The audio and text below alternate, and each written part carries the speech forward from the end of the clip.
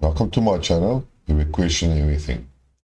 Today's topic is politics and Putin's Valdai speech. And I know some people have discussed it, but I would like to basically talk about the more philosophical aspects of Putin's speech and what he thinks and how he thinks and what he expects of the future and so forth. Now today that speech is fairly long. It has about a 5-hour Q&A afterwards, and it's very difficult to really discuss it paragraph for paragraph.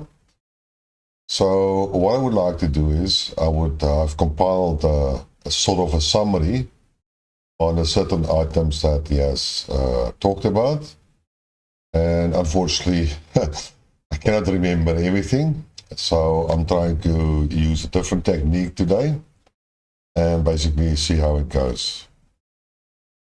So let's start. Well, as we can see, the heading of today's video is Putin's Valdai speech, an undeniable, groundbreaking speech. A lot has been said about Putin and his speech at the Valdai International Discussion Club meeting, delivered to the world on the 27th of October, together with marathon Q&A of about 5 hours. And as I've stated, I would like to discuss the speech from a more philosophical perspective. You can either read it together with a Q&A at the link in the description, or you can watch a video with subtitles at the following link. I believe this latest speech of Putin is of a more importance and is more significant than his 2007 speech in Munich. This speech exposes a lot about the man, Putin, his thought, and what he wants from the future. It basically boils down to the principle that the world must and should return to the original world map, with each country on the map having its own culture, its own internal politics, its own system, its own religion, and that no other country has the right to interfere in these matters. No country should enforce its policies and culture onto any other country in the world. He clearly argues that cultural, social, political, and civilizational diversity must be maintained. Basically, it is a return to a world before colonization, and the EU. And why I mention actually EU is that, the EU has now formed a bloc where they were in original separate countries. And although he clearly states that the EU and America has a right to self-determination and can remain as it is, but not project and enforce their view on the countries in the rest of the world. If the West wants to support gay, transsexual and transgender ideas, then they are free to do so, but then they should not enforce it on other cultures and people, nor expect them to follow the same principles. It is a matter of showing the necessary respect to all countries and not force the will of any country on another country. Putin states that Russia will not become a new hegemon. Russia is not suggesting replacing a unipolar world with a bipolar, tripolar, or other dominating order, or replacing Western domination with domination from the East, North, or the South. This would inevitably lead to another impasse. His vision is that all countries must be independent and not be ruled, dominated, or controlled by any other country. However, he does advocate globalization and trade between various countries on a mutual beneficial agreement, where the technology of one country is not superimposed on another country, and thereby the subsequent destruction of the local industry or technology. There should rather be an exchange of technology and skills and the assistance of one nation to another. Putin specifically mentions an example of where Russia built a nuclear power generation plant. Russia not only delivers the technology, but also trains the clients and assists in establishing and industry around it in order to maintain and manage the facility. It's a type of partial technology transfer and also more of a type of joint venture. Technology should not be hoarded and denied, but shared with other countries in order to advance quality of life and living standards. He's also expressed a view on exceptionalism, where one group of people or country believes that they and their culture is superior to other nations. All nations must be treated and viewed as equal, and that all nations have the right to determine how they should live, how and what they should produce, consume, decide on how they should develop, and be able to determine their own future.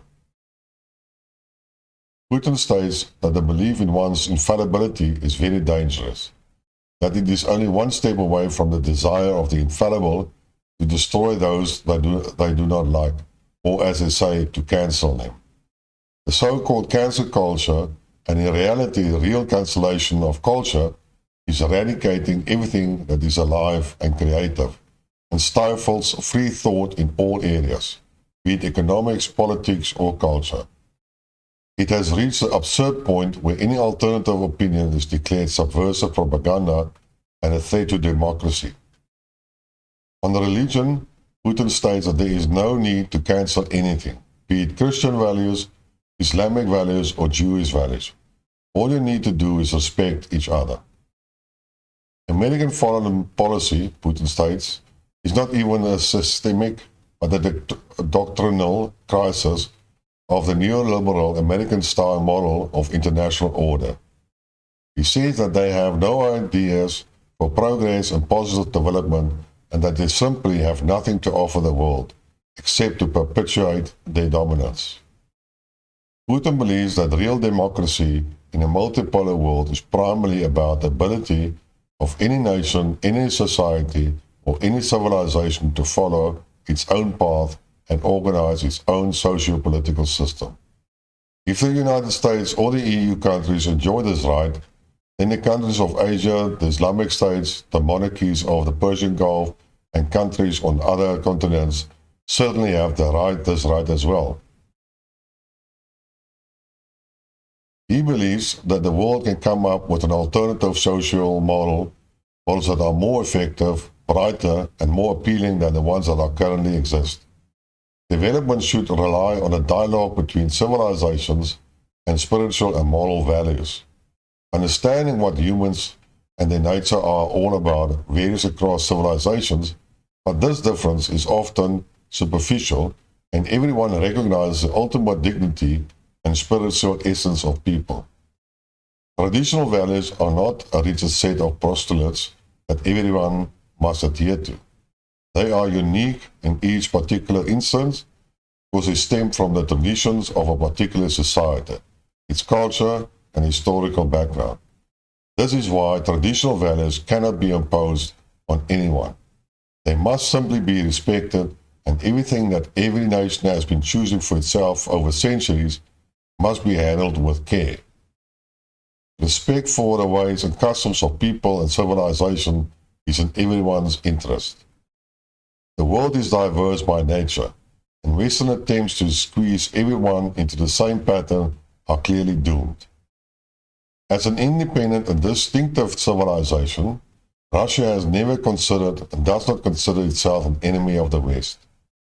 Americophobia, Anglophobia, Francophobia, and Germanophobia are the same forms of racism as Russophobia or anti-Semitism, and incidentally, xenophobia in all its guises.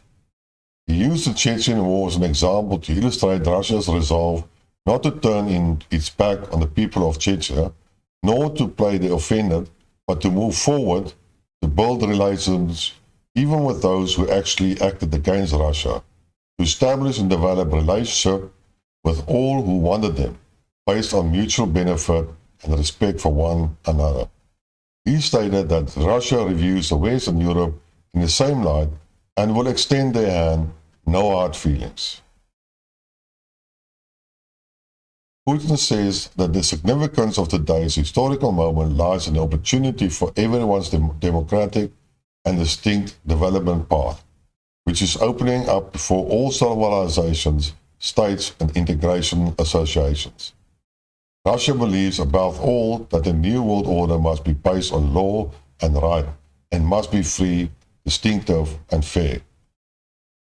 The world economy and trade also needs to become fairer and more open. Russia considers the creation of a new international financial platform inevitable. This includes international transactions. These platforms should be about national jurisdictions. They should be secure, depoliticized, and automated, and should not depend on any single control center. This rules out the possibility of abuse in a new global financial infrastructure.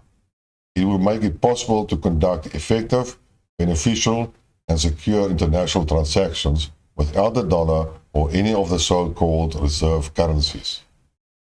Russia has a common and very pragmatic interest in free and open scientific and technology exchanges. United, he argues, the world stands to win more than if each nation acts separately. The majority should benefit from these exchanges, not individual super-rich corporations. Technology development should not increase global inequality, but rather reduce it. This is how Russia has traditionally implemented its foreign technology policy. Putin states that sovereignty and a unique part of development in no way means isolation.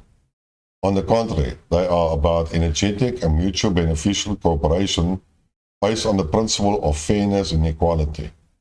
Integration is, in contrast, about tapping the potential of each civilization for everyone to benefit. Integration is a team effort to develop common strategies that everyone can benefit from. Russia believes it is important to make wider use of mechanisms for creating large spaces that rely on integration between neighboring countries whose economies and social systems, as well as resource bases and infrastructure, complement each other. In fact, these large spaces form the economic basis of a multipolar world order. Their dialogue gives us rise to genuine unity in humanity, which is much more complex, unique, multidimensionally than the simplistic ideas professed by some Western masterminds. He concludes with the following, and I quote, "A future world arrangement is taking shape before our eyes. In this world arrangement, we must listen to everyone, consider every opinion, every nation, society, culture, and every system of world outlooks, ideas, and religious concepts, without imposing a single truth on anyone. Only on this foundation, understanding our responsibility for the destinies of nations and our planet, shall we create a symphony of human civilization." End quote.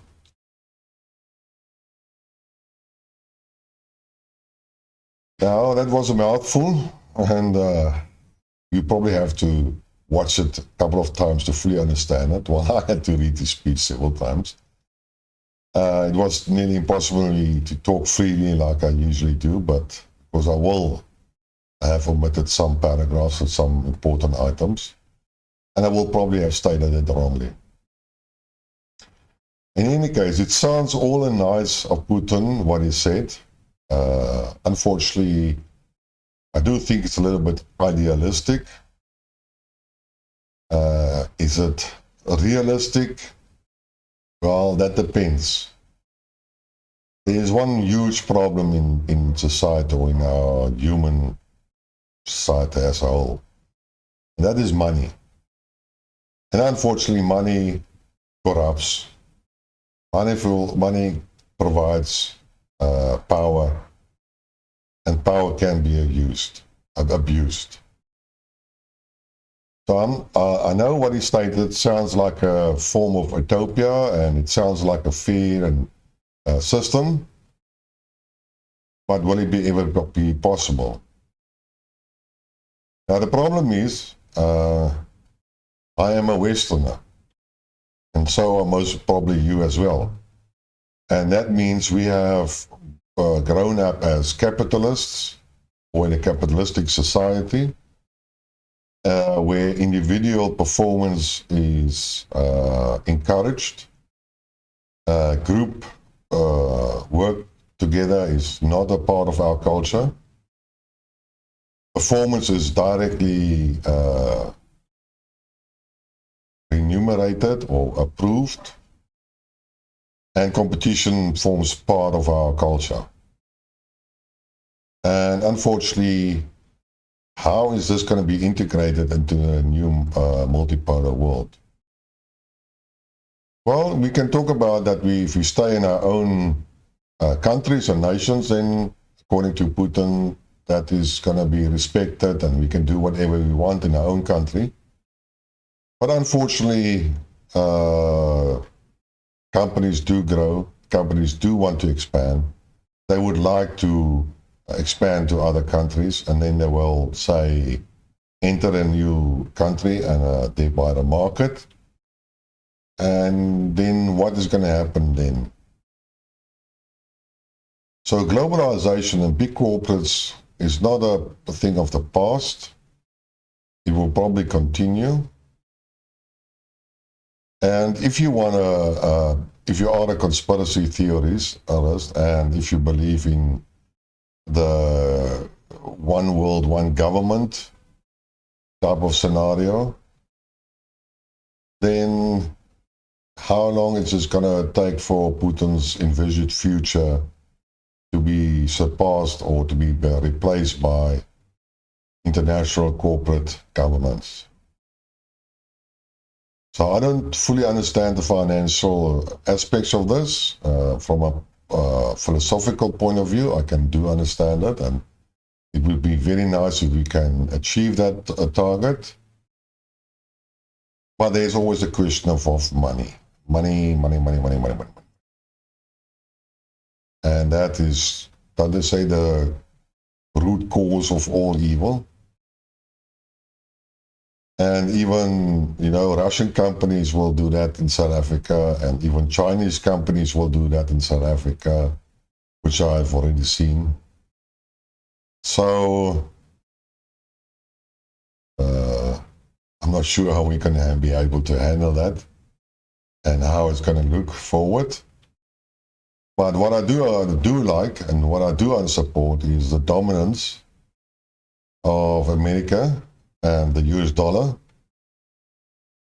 and the other world currencies and the effect of sublime financial colonization of the world. And I believe that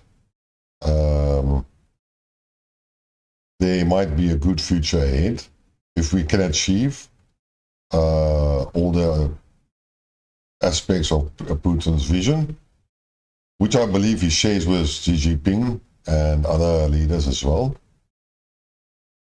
China has, they basically published their manifest now after the election this week or past week, and it sounds very similar.